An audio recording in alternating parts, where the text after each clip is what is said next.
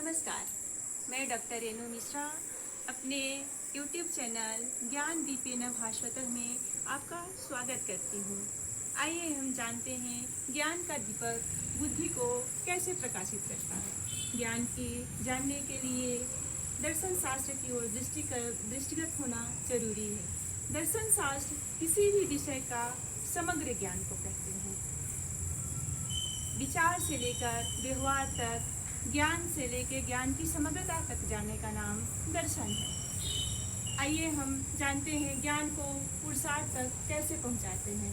दर्शन शास्त्र में हम ये सीखते हैं दर्शन से कि ज्ञान दर्शन बनकर कैसे दार्शनिक बनता है, और दार्शनिक अपने विचारधारा को, तर्कता विचार को कैसे वैध तरीके से प्रेजेंट करते हैं। दर्शन का हम लोग अर्थ जानने के लिए यह जानेंगे बोलचाल की भाषा में। जब हम मंदिर में या किसी धार्मिक स्थल पर जब जाते हैं तो हम वहाँ कहते हैं कि दर्शन करने आए हैं, लेकिन दर्शन महज देखना नहीं होता है। वहाँ जाकर हम अपनी आँखों को बंद कर लेते हैं।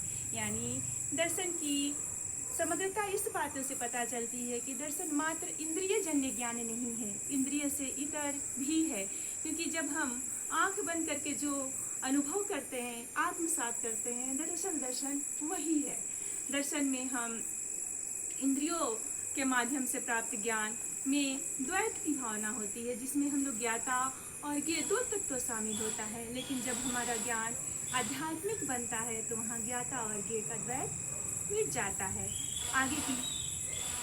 आगे की सेशन में हम जानेंगे कि दर्शन की उत्पत्ति और ज्ञप्ति क्या है। धन्यवाद।